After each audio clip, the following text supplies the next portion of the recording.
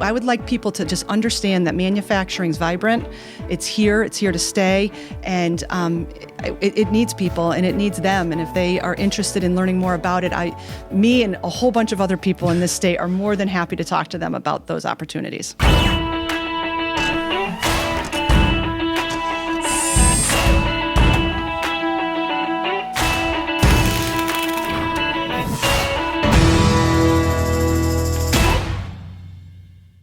Welcome to this episode of Made in America. I'm Ari Santiago, President and CEO of IT Direct, and I'm with Cyndi Zoldy, who's the Executive Director of SMA and the Chairman of WIM.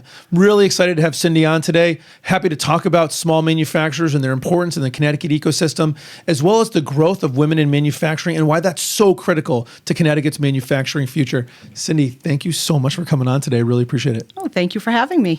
Well, listen, it's the Made in America podcast, so we start off with the same two questions. What do you make and why do you make it?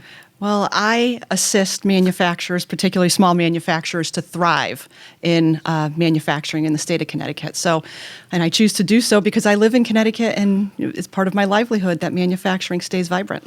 Yeah, I think that's awesome. And, listen, we've talked about it a lot on the podcast, and I think it's pretty well known that there's over 4,000 manufacturers in Connecticut, and the vast majority of them are small manufacturers. Absolutely. And really important, I think, for small manufacturers to band together, to have a voice in Connecticut. So maybe you could talk a little bit about sort of the origins of SMA in general, and then maybe how you got involved. Sure. The SMA started back in 1947, so it just had its 70th birthday last year in 2019. And I think what the idea behind the establishment of the association at the time in the greater Waterbury area, just focusing on that group, was to band together to come up with ideas on how to keep their industry vibrant in the changing industrialization of what was going on. So having that, they got a bunch of people together, started talking about what was important to them and what helps them and what hurts them, and the association was born.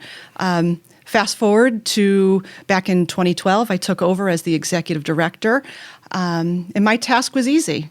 To grow membership, to make the association vibrant, make it meaningful to its membership, and to bring things to manufacturers in this particular day and age that are very important. So it took about a year for me to get my bearings, being that I was coming from an industry that wasn't manufacturing, and grow my relationships and get my name out there as somebody who was here to help and to make manufacturing in Connecticut, something that is really important, and let people know that the renaissance it was having was something that was going to stay, not go away. Yeah, that's exciting. And let's talk a little bit about, before we get into the specifics of the SMA engagement, audience always likes to understand the people and the humanity, behind them, what we're talking about. And you've got quite an interesting history. Manufacturing's played a big part in your life. So I think we should share that with the audience. And also, you've been a business owner, non-manufacturing, been married to a manufacturing business owner. Maybe just talk a little bit about your history, your accounting degree, all the way through, and kind of how that's all prepped you to be such a great executive director for SMA. I think that, it's funny, my resume, I think everything I've done in my career has built up to what the executive director needed for its head. So starting with, I went to college, met my husband in college, remarkably, in a statistics class, which both of us did not do well in, mind you. But we met in college, and at the time I was studying to be an accountant. I left school, or I graduated from college, and we married shortly thereafter. I graduated in May, and I was married in September. And I started a job at, it was PTC Aerospace at the time, which was an aerospace manufacturer. They made seats for airplanes in Litchfield, Connecticut, and I was a staff accountant there. And I was there for about 5 years, had my first child while I was there. So it was a great industry. It was a great thing for me to do. Took a hiatus from my accounting degree or my accounting career to raise my family. My family was rapidly growing. I had 4 kids in 4 years, all boys. It was just it was a chaotic time. Listen, raising 4 boys 4 years apart, that's probably pretty helpful for wrangling together small manufacturing leaders at the SMA. That and my next career choice is when I was raising my children. I was actually a teacher who taught in the preschool world and developmental kindergarten world. So what was interesting about that is I got to learn how to deal with a lot of things. When you deal with people's money and children, is probably the most difficult areas to be in. So I was dealing with children who had never been away from parents, parents who had never been away from their child. And, it was a great learning experience. I did that for 12 years and I really enjoyed it. And I made relationships and, I think I put a lot of tools in my toolkit, which made me an effective executive director because I always say I know how to handle kids in a sandbox. And that's pretty relevant when you're dealing with a lot of different owners, CEOs, very important people in their industry. And you have to deal with them, every day, and they're used to things certain ways. And sometimes you just need to have a way about you that will let them understand that, I'm listening to you, but I'm also listening to other people. Right, balancing everybody's independent needs. And I think it's important to note and to mention that, you were a teacher and that gives you something, but you actually owned, the Young Child Education Center that you were running. So that's, I think, even more of an interesting, unique perspective because you're not just doing the work, but you're owning it and running it, which I think also probably helped you with the SMA organization. Absolutely. I mean, I had to build a business plan to purchase the business. I had to deal with banks about financing. I had a staff. I had to do all my bookkeeping and all my reporting for the state of Connecticut. And those who live in the state of Connecticut and do business in the state of Connecticut, you think you have paperwork when you own a manufacturing facility. Try taking care of somebody's kids.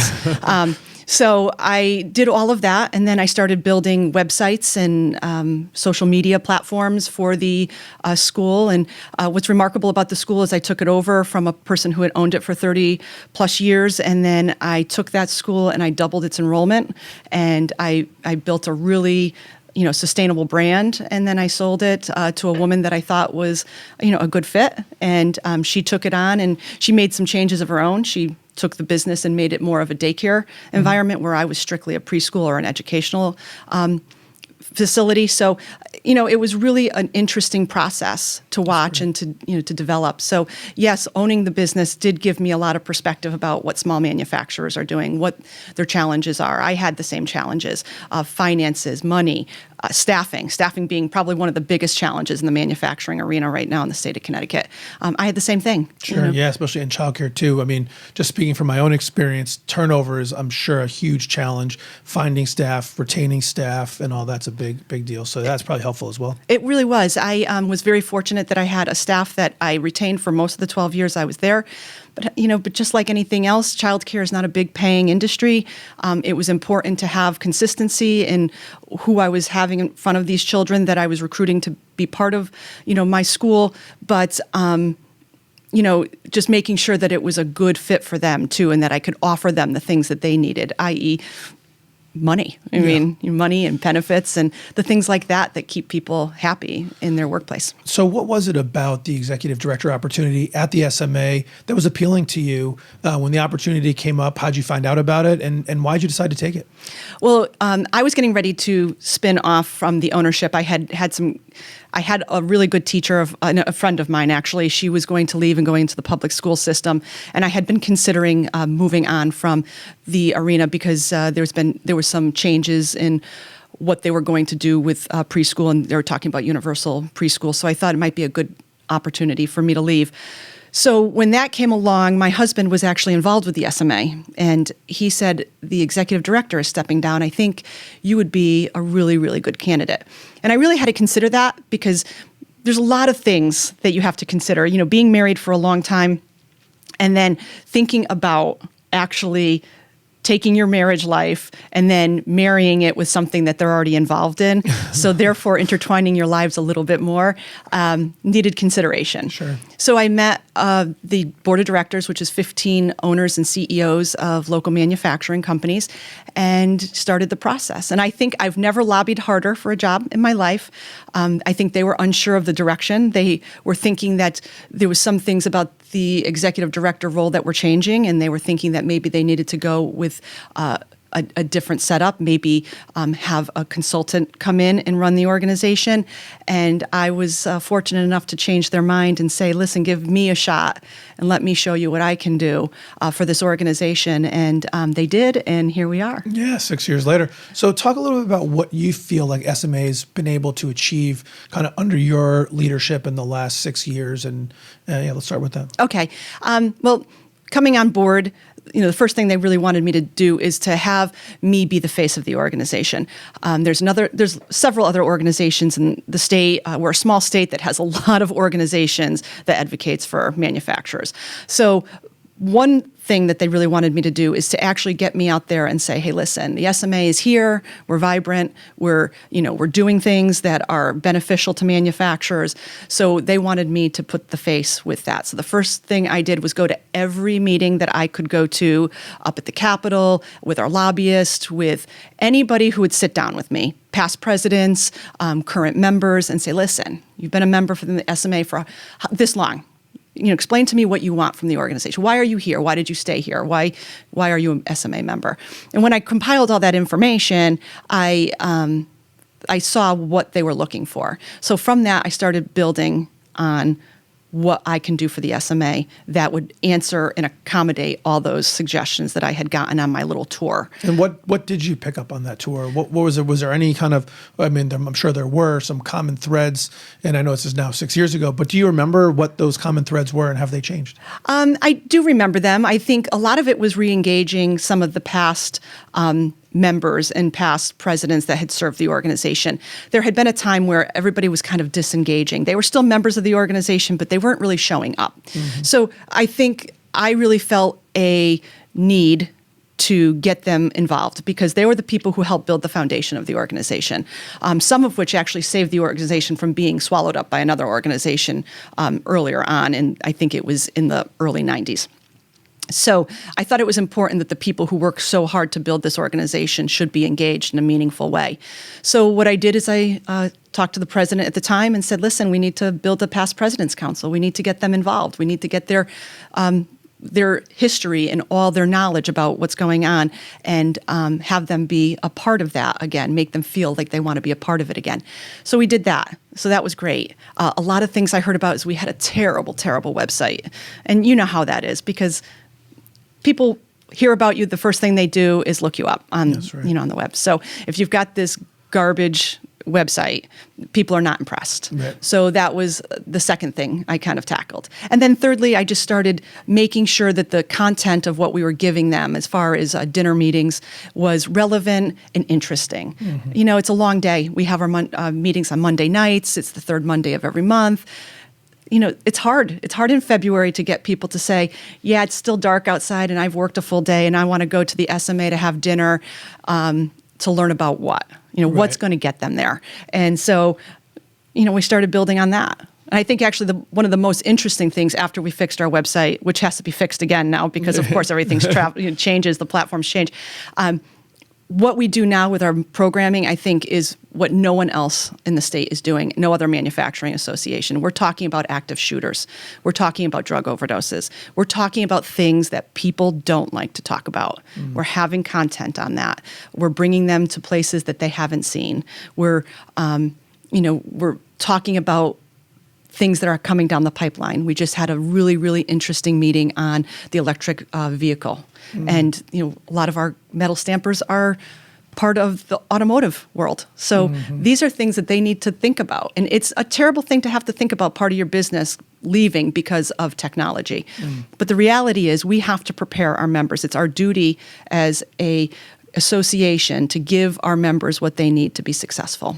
Yeah, 100%. So when you engage at the SMA, are SMA members just engaging at the very top leadership level? Do you guys engage, because you talked about sort of active shooters and maybe even new product lines. So, are there other people in these manufacturers that are being engaged sort of like at the operational level, at the, manufacturing level? Is it just leadership? How are you guys engaging with the members? Well, that's always a challenge. Mm-hmm. I mean, we communicate mostly by email, and that is comprised of an email list.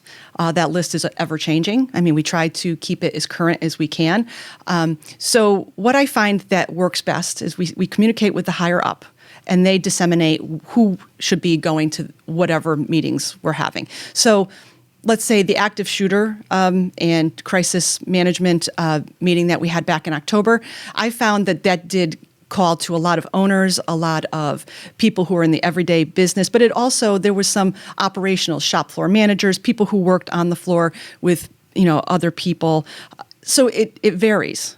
I mean, if we have something at a brewery, we always get more people from, obviously from the shop floor and people who want to, younger people. I thought you were just going to say more people. Well, we do have, we started that a couple of years ago. We actually had a vineyard in Watertown that was just opening. It was like this hot vineyard. And remarkably, I live across the street from it, so I could literally walk. But we had a big meeting there, and we brought a trivia group in, and we had 100 people at our September meeting, which never happened because September is so tough. People are still on vacation. They're kind of getting back into their roles. And we said, hey, this is not a bad thing. But it couldn't be everything. We couldn't have a drinking component to every one of our meetings. So, but it different things bring in different people, to answer your question. And when we have things that are more geared towards the higher ups, that's who shows up. If we have things that are geared more towards the younger groups, that's who showed up. We just launched, actually, in November, we launched SMA RT, which is the SMART group, which is SMA Rising Talent, geared to people in the SMA or people who are members of the SMA, and they're under that 40-ish age group. And we had a really successful launch back in November at Shabine Brewery. And again, we brought in a trivia team and we made paper airplanes and they had a competition and everybody had such fun. We had about 36 people and they're really, really looking forward to engaging. So I think the SMA is looking at things that, we have to engage the younger people. We have to make this an area that they think that they can stay, a career that they can stay in. Absolutely. So talk a little bit about the SMA in 2020. So we're just now at the beginning of 2020. What do you see as the priorities for SMA members and maybe small manufacturing in general from your perspective in Connecticut this year? Well, this year's a challenging year. It's a short legislative session. So I've already been working with our team about our legislative agenda, and I sit also on the CMC, which is the Connecticut Manufacturers Collaborative. So, from that standpoint, we're looking at a lot of things that are affecting manufacturers in the state of Connecticut. There's a lot of things that Connecticut's doing in the interest of its people, but it's not necessarily in the interest of the businesses that work here. So I think that's a balance, trying to get out there and talk to legislators about what they're doing and how it affects not just the state's people, but the state's business. And so we're looking at how to talk to them about reconsidering some of the big initiatives that were pushed through last year. So that's a big thing going on for the SMA. Like FML, like paid family leave, what are we talking about? Well, paid family leave, listen, it's great. Everybody should have paid family leave. There's nobody in the SMA that does not think that. Most of I would say 100%. Without knowing that to be factual, I got you. But they all offer paid family leave to their employees. I mean, manufacturers have some of the best, most generous employee packages. So having it be something that is mandated and actually managed by a state that's had trouble in some areas is a little concerning. And it's concerning to the manufacturers. A lot of people, the biggest concern is not even the paid FMLA. It's who's going to manage it within their company. Who in the 20 people that they employ, with 18 of them being on the shop floor actually manufacturing products to get out the door, who's going to do it? And I find who's doing it are the people who own the companies, that small manufacturer that is making the decisions to, what product lines they're going to have, what people they're going to hire, but also they have to do all the paperwork. They have to be concerned. They have to take care of their people. So I think those are the concerns. It's not the actual not the thing mandate itself. Right. Another thing that we're really concerned about as manufacturers is legalization of marijuana. Personally, I don't have any opinion on any of that. But people have to drive trucks and run very, very complex machines. And they have to do so of sound mind. I mean, we don't allow drinking in the workplace, but if you have somebody that is using marijuana and coming into work and operating a machine, how do you gauge that? How do you handle that? How do you manage it from a safety perspective? So those are concerns, and they're not concerns for, like you said, for the actual legislation. It's just the repercussions that legislation trickles down into the business world, particularly manufacturing. I mean, I would hate to think, and I know everybody worries at night, that somebody would get hurt on their watch. Sure. manufacturing is very safe. It's, a fantastic career path for a lot of people. But I mean, you have to have some talent. You have to have some, instruction. You need to know what you're doing, and you can't be doing so under the influence of anything. Sure. So these are some of the concerns. Yeah. So do you feel like the legislative agenda is SMA's like top priority for 2020? Are there other items? I mean, listen, I know you testified on behalf of, I think what the time was being called the Secretary of Manufacturing that ultimately became the Chief Manufacturing Officer. So obviously you're deeply engaged on the legislative agenda. Is that really SMA was one of their primary focuses is sort of impacting legislative agenda? It's one of our focuses, but I would actually say that our main focus is workforce. How do we keep our companies operating with a shrinking a base of people that are actually coming in to work? I mean, what is unemployment right now? Did I see it was 3.5? Yeah. I mean, where do we get people that want to run a machine or be a part of a manufacturing company when they're not even educated in it? Right. You look at schools. I'm in the schools all the time. I spend a ton of time in the tech schools. My office is actually at Naugatuck Valley Community College. It's been there for 6 years in support of their advanced manufacturing program. My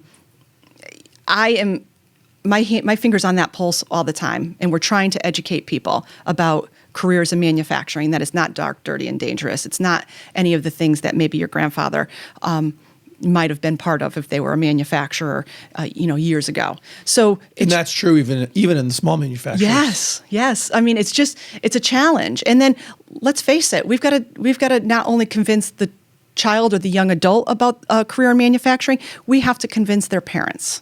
And that's probably the biggest challenge. We spend a lot of time in tech schools talking to parents when they go through their decision days, when they're looking at what strand that they're going to go in through the technical high school system. So, we're out there talking about like, hey, yeah, girls work in manufacturing. People have really good careers, and they drive sports cars and own homes, and, they give their families really good livelihoods. Being manufactured. But when you have guidance counselors and people involved in the comprehensive schools not talking about manufacturing or going into an apprenticeship, it's a challenge. Absolutely. And what's the SMA doing? What are you doing, Cyndi, to sort of tackle that challenge head on? Well, I'm present. I'm in the schools. Step one, show up. I show up. But, we're always engaged. We have a really, really vibrant education committee that meets. Actually, we're meeting next week. We have a presentation or a dinner meeting that's just dedicated to education every year within the SMA. And we're always focusing on what we need to talk about next. So with regard to getting people interested, right now our focus is talking to these counselors, talking to the comprehensive schools, talking to the superintendents, letting them know that it's great when I go into a guidance counselor's office and I see banners for UConn and all these other great schools. I don't see any pictures of a local manufacturer making, really cool things, airplane parts and, everything that we need. Automotive parts, sure, yeah. So they don't understand it. So if they can't teach or sell something that they don't understand. Sure. And let's face it, not every kid needs to go to college. That's right. And, I've got 4 boys. 2 fast-tracked through college, did great. 2 still finding their way. And that's okay. Okay. And one works in a manufacturing facility right now. He actually works in the office doing HR. But the point is, it's part of what they know. And they know that they can have a really good career in the manufacturing industry. So are you out there trying to educate guidance counselors and people that are helping people decide where they want to be in the future to see this as an option? Yes. And that's what we do, a lot of coordination with organizations like CBIA who do, adopt the legislator, and then you get a legislator, then we get them and we partner with them to get them to go into local manufacturing companies and show them what's going on. And then we do the same thing for schools, comprehensive and technical and college, and have these students come through and see these facilities, see what's going on, that it's really, really technical. It's really, really cool what they make. It's not, it's just not a grease-filled, stinky, dark place that, you just come home and you're exhausted and you're learning things, you're building things, you're part of resolutions to problems. Yeah. And I think there's a lot of value in that to a lot of people who might not feel that college is that option. So, I mean, we also support lots of different things. I mean, one of the best things the SMA does is we give money or, awards to students that do really well in precision manufacturing classes. We support 3 technical high schools, Kaner Tech, Wilcox, and Oliver Wolcott. We also support Naugatuck Valley, and we just started looking into supporting Waterbury Career Academy, who has a manufacturing program. And we have a time where we honor 2 students from each of these schools.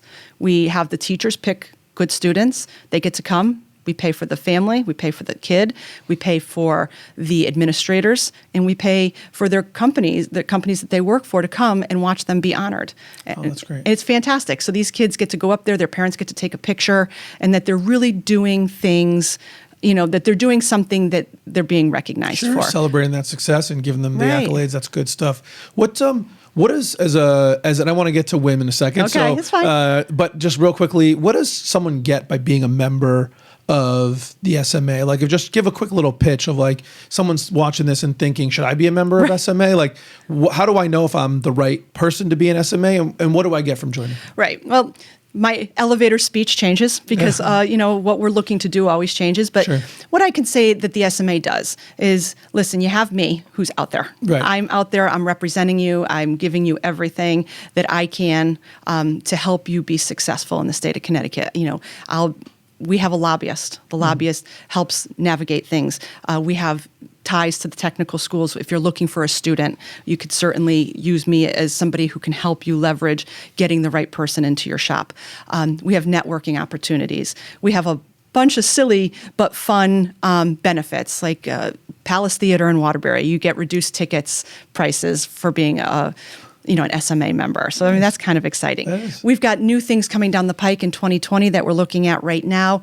That's going to be a huge benefit to members. I mean, I don't want to reveal too much of that because it's still in development, but it could be potentially a game changer for what it is that we offer potential members. But I think if you're an engaged person who has a manufacturing facility, or if you are somebody that can be an associate member that actually supports the manufacturing community and just wants to get to know local manufacturers, what they do, how they do it, then the SMA is a really great resource. I mean, we bring in 100 people on a Monday night for a dinner meeting. I don't know any other group that does that. Yeah, that's exciting. It's how really many exciting. How many members do you guys have right now? And I know the meetings generally happen in the Waterbury area. Yes. So are we looking for members that are only in that area? Like, how does that work? Well, no, I mean, we're a statewide organization. Okay. We changed from the Greater Waterbury Manufacturing Association. I don't know if that was the actual name, but it was something like that early on, and they changed it to Manufacturing Association of Connecticut, in that they wanted to be all-encompassing for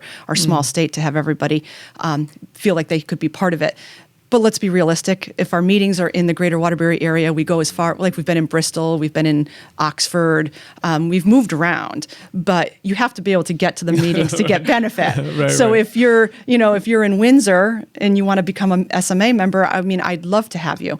However, is it going to be a challenge for you to drive from Windsor Sure. to Watertown or Waterbury Right. to have, Groton, Old Saybrook's going to right? be tough. That's Yeah, got I gotcha. they're all that's tough. Yeah. And so when we look at who we want to be a member, we want everybody to be a member. I think everybody can benefit from being a member of our organization, but it has to be something that you're willing to commit to as well. Yeah, well, you're not going to get the value if you don't commit in. So let's flip over to Wim, Women in Sure. Manufacturing. I think that's a really exciting topic to kind of get into, and one that Made in America podcast hasn't really got into so much. So, we've had some women leaders on, so that's been yes. exciting. Yeah, and there's more great ones to come, Great. and you're now one of them as well. So talk a little bit about Wim, how it got started, why you're the chair, maybe just kind of get the audience introduced to the goals of Wim. Okay, Women in Manufacturing. It began actually as a subgroup of the PMA, Precision Metal Forming Association, and it was actually Women in Metal Forming was the name of it. And it just started. Yeah, I don't know if it had an acronym, but I know that it started in that capacity, and then Sure. Allison Graylis, who's the president and founder, said there's something to this. Women are entering the workforce in manufacturing at big numbers, with big rates, and there is no organization that's addressing the specific needs that women face when entering a mostly male-dominated industry. So she took it from the women of the PMA or women of metal forming and made it Women in Manufacturing. And I think that happened, I want to say it was around 2013. And I think it was 2015 when they actually incorporated it. But those dates might slightly be off. But at that point, what we were looking at, what Women in Manufacturing was looking at, is being a real organization that could actually speak to women that are in the manufacturing industry and have them feel that they could be comfortable in a place where they can share concerns, where they can share challenges, and we could support each other and lift each other up. There's actually men in Women in Manufacturing. So, I always make the joke that there's always the token man, and I always say he's the smartest guy in the room because he's there with a bunch of women. That's right. But I got involved a couple years back. The chair from the state of Connecticut was relocating, and I was involved in the beginning of the Connecticut chapter being formed as a member, and I thought this would be a really great accompaniment to what I do with the SMA to stand with women and advocate on their behalf with my connections and what I'm doing within the state. And that's how it happened. So I became the chair, and now we've got really great things happening. We're one of the original chapters. Okay. Now I think they're up.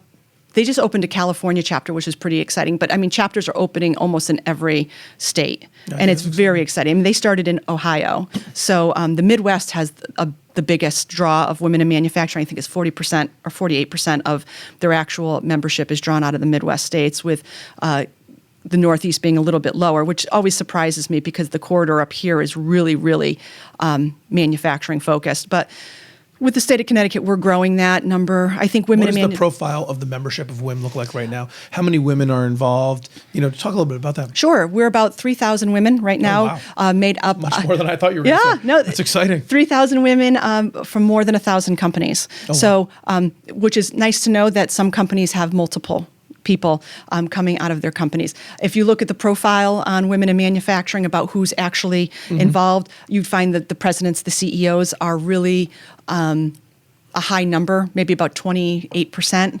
And then of the 28% of the 3,000 are leaders of the Yes. manufacturing company, owner or president or something. owner, CEO, Sure. followed by vice president, and then operational management behind that, and then you get into production, and then I think the lowest number is students. There's only about 2%. We've got to do a little bit better with getting the students involved, but that's a challenge in any industry, Sure, is yeah. getting kids to try to become part of an organization that they don't really understand what it represents just yet, because they're Sure. so new in their career.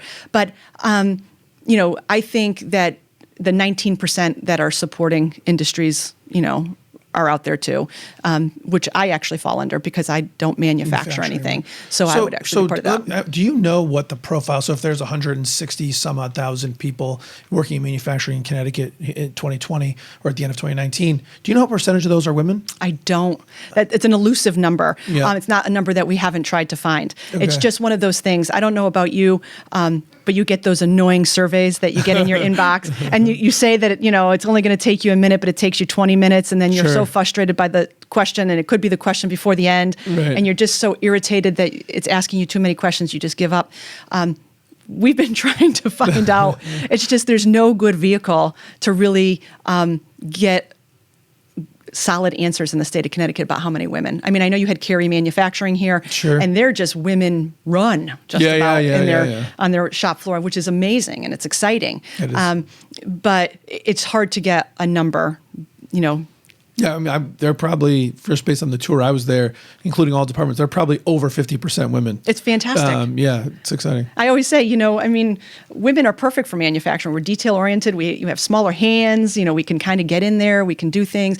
I found it really funny when I was listening to the podcast with him talking about they had to change the way they wrote their job description because they had a young woman who was about 110 pounds and she couldn't lift 50 pounds. That's right. And I thought, good for them. Yeah. Good for them to say that's okay because here's a qualified person and they have something that they might not be able to do, but they have about 20 other people in the building that can do that. Sure. So no, listen, as somebody who, after my skiing accident has like a physical disability, and I definitely couldn't lift 50 pounds and have a hard time loading a machine.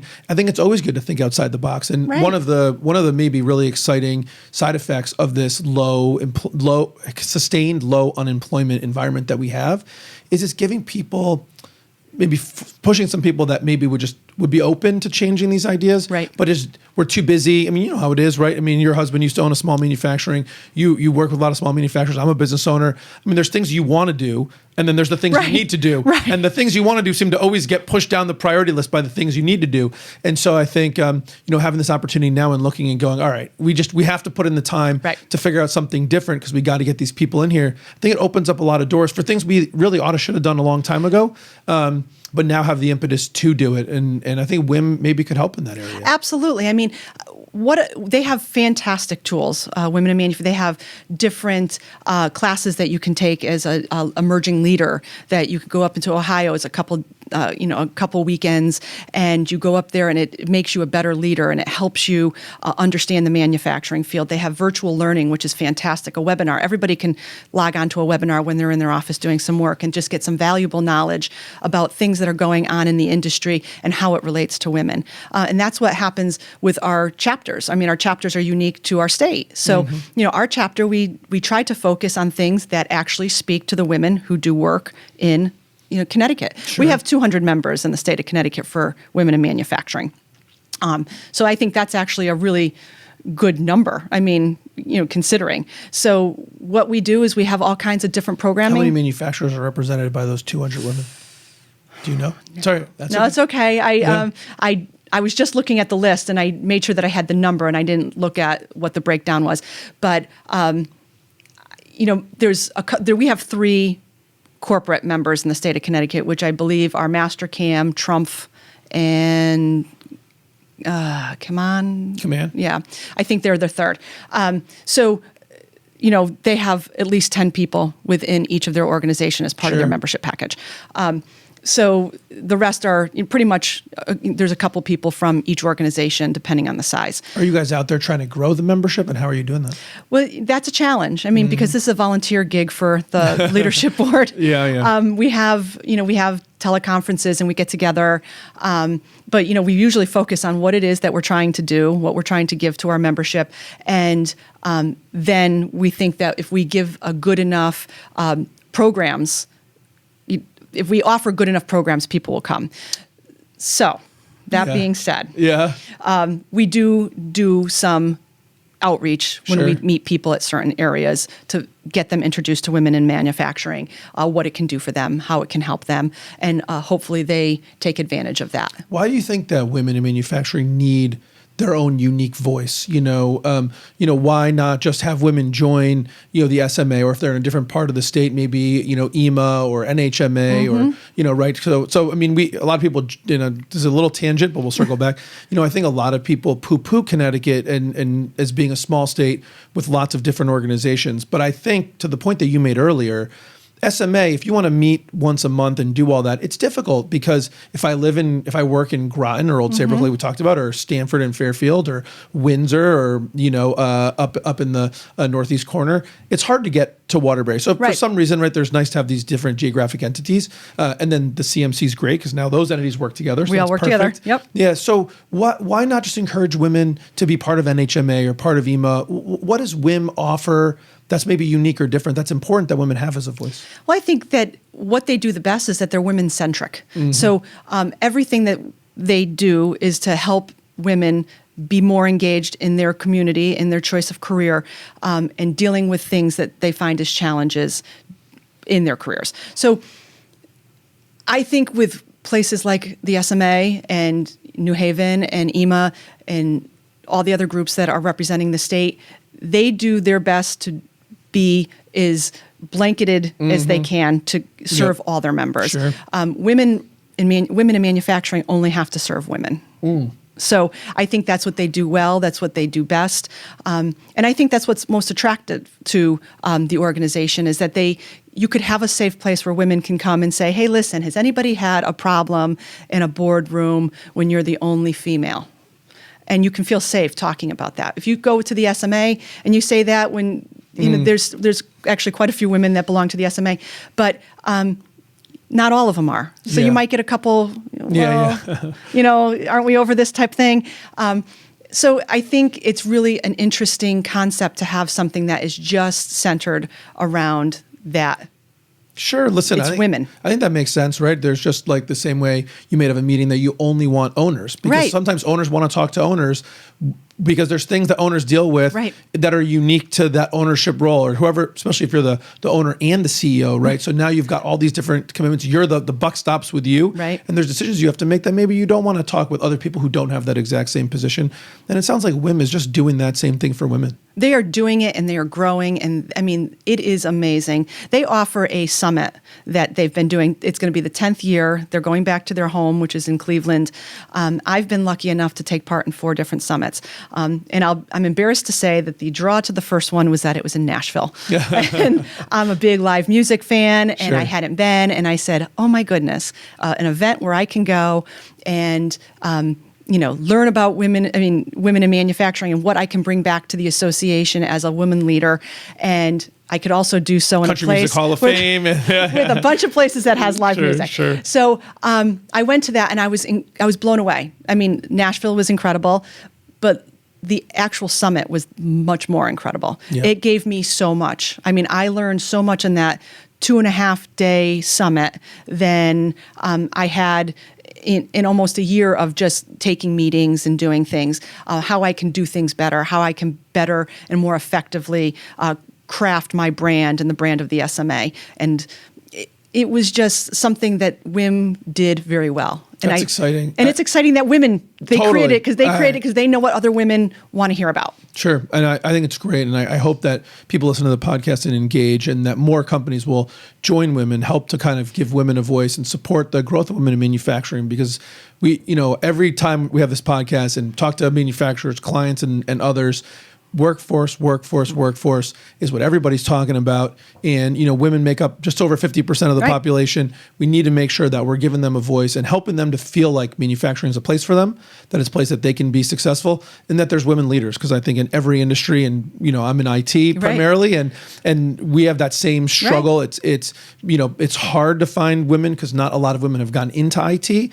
And I think it's sort of a self-reinforcing cycle. Women, just like we talked about, you look at a career opportunity, if you don't see someone like you doing Right. it, it seems like a lot less likely for you to get into it. So it's so important to put women, I think, in manufacturing up front and center, so that young girls and women in college and maybe women in other careers that are thinking, is manufacturing the right thing, see role models, like you and other women leaders related to and directly in manufacturing that will consider that a career. I think it's the only way to get people engaged. I mean, it's just amazing when you can see and help and uplift other women to do something that they might not have done because they were afraid to do so because they didn't know enough about it. Mm-hmm. Part of me being in the community college system and being over at Naugatuck Valley Community College, I host an event every year with the students at NVCC's manufacturing program, and we take them out to lunch, and we bring a mentor or somebody that runs a company or is part of a manufacturing company, and we talk to them about, what exciting career paths they have in front of them. And it's really fantastic to watch the light in, the back of their eyes go out and like really brightly, because they're connecting with somebody and they're thinking that, okay, I made this decision. Was it the right decision? And then now I'm sitting with somebody that is doing it, and it's the right decision. So exciting. And quite honestly, there's I talked to you a little bit earlier about having a family and, careers when you have a family, and what a great opportunity manufacturing is to maybe a stay-at-home mother who has kids in school. And manufacturers are really flexible, and they're willing to start talking to these mothers that can maybe only work from 10 to 2. Sure. To come in and maybe work in the quality department or in the shipping department or even operating something. There are lots of opportunities, and I think manufacturing or manufacturers are really progressive and looking at those and saying, yes, we can tap into this. I think that's great. I hope we can get the word out about that in particular, because I think that's another component that was something that I didn't really understand about manufacturing before I got sort of involved with it, was just how flexible it is. Because there's Right. just so much of the I'm going to date myself here, but almost like that sort of like that Fred Flintstone type mentality, right? Like you show up, they blow the whistle, you're in. They blow the whistle, you're out. And it's like, and you're more of just like part of the machine and not Right. feeling like a person. But that's couldn't be further from the truth. And especially in the smaller manufacturers, to be honest, it just feels like, just like in small business in general, there's so much more attention to the person and in the person's humanity, Right. Being able to make that work. So I think getting that word out is super important, Cyndi. Yeah, we are. I mean, they're families. These companies are families. I don't know any manufacturer that I work with, like on my board or that I have direct connection with, that don't take very seriously the people that they actually employ. Yep. They're concerned about them. They want to do what's best for them. They want to help them. And that's just an amazing, I mean, it's really an amazing thing for me to Absolutely. see. And if you look at the podcast guests we've had, top to bottom, it's been even from Stanley, who's Right. huge, 65, 70,000 employees or whatever, and, down to whether it's Carey Manufacturing Right. or Westminster Tool, people in the middle, willing to nameplate OK Industries, whatever. I mean, everybody's so focused on culture and on driving benefits to their employees. It's really inspiring, I think. It is. And, I sat on a council that I just had a meeting the other day about apprenticeship, and we're looking to develop some changes to the laws on apprenticeship and try to get people into different industries. And what was remarkable to me is we were talking about it, and we were talking about apprenticeship across the state. And I said, are there other industries that have the same? I mean, I'm manufacturing centric, so I know all about manufacturing, the shortcomings about that silver tsunami and everything that's going on. But are other industries facing the same thing? And remarkably, they were. Of course. I mean, and I was just so naive to it. Yeah. So I said, okay, I need a spreadsheet. I need to understand what other industries are, what the pressure is for them. I mean, and healthcare and insurance, and it was shocking to me. Yeah. IT, it was another one. Yeah. I mean, The demographic bubble is real and it's affecting everybody, right? No, so I mean, seriously, the silver tsunami is driven less by the industry and more by just births, right. Well, we're at an all-time birthing low, aren't we, in the country? I just know that we had like the baby boom generation, then it shrunk, and then I think the millennial generation's even bigger than the baby boom right, generation. but I think we're shrinking now. We like to do that big and small thing. So hey, before we kind of wrap and get to the rapid fire round of questions, you had said earlier the manufacturing renaissance. I'm probably going to start using that line, by the way. And it was exciting to hear you say that. And I'd like you to maybe kind of give your vision, and I think from your position as chair of WIM and executive director of SMA, you kind of have a really interesting perspective, I think, on the macro Connecticut kind of renaissance in manufacturing. So talk a little bit about that and your view on what you see in manufacturing in 2020 and in the years ahead. I think what I see is that we are here. We're here to stay. Manufacturing's here to stay in the state of Connecticut. What we have to do is we have to work together. The collaborative is a great indication that things are going in the right direction. The chief manufacturing officer, Colin Cooper, being in place is a game changer, I think, for manufacturing in the state of Connecticut. What we have to do now is build on that. We have to keep the lines of communication open. We need to talk to each other. We need to help each other. We have to band together with our voice and say to people that are in positions that can do things that will change the landscape in the state of Connecticut for business, hey, listen to us. We really, we want to stay here. We love it here. Connecticut, I have to say most companies in the state of Connecticut that are manufacturers have an almost irrational reason as to why they stay here. Family, the way we live Weather, life here. Quality of life, sure. I mean, we don't have terrific energy prices. We don't have terrific infrastructure, but yet manufacturers stay here. And they stay here because we have a really educated workforce. But people are building that all around the country. So what we have to capitalize on is what we have built in the state of Connecticut and how we can keep building that outward and making changes going forward that keeps us relevant in that arena. So with that, I think that we are moving in the right direction. I think 2020 is going to be a great year for manufacturing. I think Colin Cooper is going to do a lot of great things for manufacturing. And what I think is that the CMC and the groups that are part of that are really, really motivated, not for themselves and their own respective organizations, but they're motivated to just do better for the industry. So that's how renaissances, continue, right? Is if they have people behind that really believe in it, really support it, and are going to do whatever it takes to make it just sustainable. That's awesome, Cyndi. I'm going to leave it right there. Great. We're going to go to rapid fire. That was a great wrap up. And before we get to rapid fire, I just want to say I'm really happy that you're in the position that you're in, doing what you're doing. Keep it up.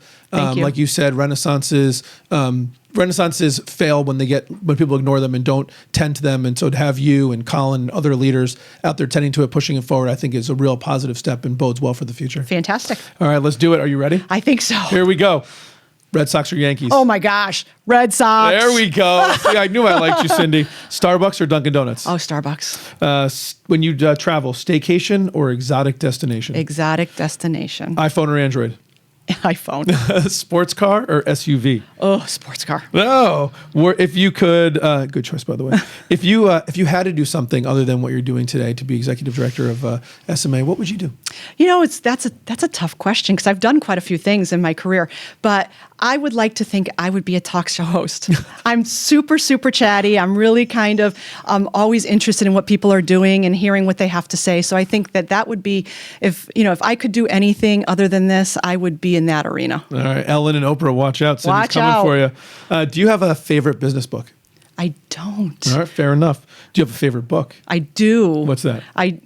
Well, it depends on what you're talking about. I actually am a huge mystery thriller type reader. So Gone Girl was a huge hit for me. I love that whole think I had it figured out until the end. And then you're like, damn. Nice. Good choice. All right. What's one thing, Cyndi, that you learned early in your career or early in your life that you think helped propel you to the success and the position that you're in today? I think what I learned early in my career is that the best thing you can do in any situation is show humanity, listen to people, be something other than self-centric. Look around you, pay attention, be a good human. I think that will always make you successful in whatever you do. Doing the right thing's always the right Always. thing. What's one thing, Cyndi, that you learned later in your career or later in your life that you wish you could go back and tell young Cyndi that if she listened to you, it would really make a big positive impact? I would say that I would focus less on the stuff. You get to a point in your life. I'm actually moving shortly, downsizing. So stuff was always a big thing for me. It was always a big motivator for me as a young person. The sports car, the convertibles, all that kind of silliness. But I think that if I could go back and talk to her, I'd be like, okay, a little less focused on that and a little bit more focused on just being present. Oh, that's a really good one. It's a great place to leave it, Cyndi. Listen, if someone wanted to get in touch with you to find out more about SMA, more about how to get involved in WIM, and I think both of them are really important things, how would they do that? You could find both of us on the web. SMA-CT.com for the SMA, for their website, womeninmanufacturing.org for women in manufacturing. My information's all over. You just look me up. Just LinkedIn, Google me. Google, yeah, it's true. You'll find me. You'll find my phone numbers. You'll find my cell phone. You'll find my address. I'm pretty much an open book. Yeah, listen, we're going to put all that in the podcast notes. So if anyone listening or watching on YouTube wants to talk to you, they'll be able to go right in the notes. We'll link to the two websites, and we probably won't put your home address or your cell phone number, but you get your email on there. Fantastic. I'd love to talk to them. There you go. Fantastic. So we'll definitely do that. And just as we end here, Cyndi, we've talked about a lot of great stuff, and you do a lot of great stuff. I'd like to pick out one thing. So if someone's like kind of listening and you're saying, hey, like just take this one piece of information that we talked about and take it with you because it's really going to make an impact on you. What's something we talked about today that you think kind of fits that bill? I think just talking about what manufacturing is in the state of Connecticut is just really impactful for the state, for people. I think people should look into finding out more about it. If you're a parent who has a child in school and they don't know what they want to do, that these are opportunities that they can really, really look into and be present and pleasantly surprised that there are great opportunities out there. So I would like people to just understand that manufacturing is vibrant. It's here to stay, and it needs people and it needs them. And if they are interested in learning more about it, me and a whole bunch of other people in this state are more than happy to talk to them about those opportunities. I think that's a great takeaway, and I'm going to pick us. I always try and pick a different one, but I don't know that we talked about this directly, but I think it was an indirect takeaway from what we talked about, and it's really related to the women in manufacturing. Okay. I think too often people think, well, we don't need to have a group specific to this one group because there's this other larger group, like the question I asked you. And I think one of the interesting takeaways and thinking about our conversation about why there should be a group in women kind of harkens to a bigger thing, which is to realize that everyone in their individual roles needs to have a sounding board and a place that they can have a safe zone if we want them to be innovative, if we want them to be engaged, if we want them to truly grow and push our organizations forward. We need to give people a forum and an environment where they can feel comfortable and confident around peers to have those open, honest dialogue. I think women in manufacturing is a great step forward for women, which need to be deeper and more engaged, in manufacturing and probably in the workforce in general.